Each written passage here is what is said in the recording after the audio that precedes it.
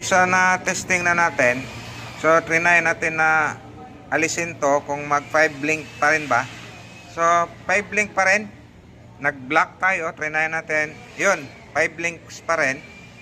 So ang ginawa natin, ito, tinanggal natin to. Kinalas natin to, tapos pinaandar.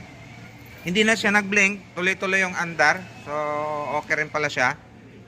Ngayon, na pagtanto natin na may tama talaga yung T-con. Ngayon, dito ang napansin natin, dito sa input nito ay may 3.3.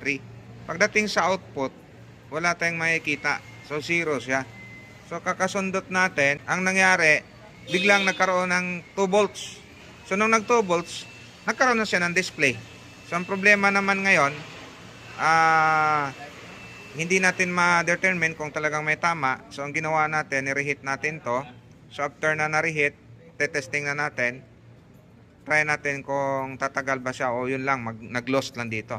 So, kung ito ay okay na, so, magiging okay na to, testing natin, release na natin siya.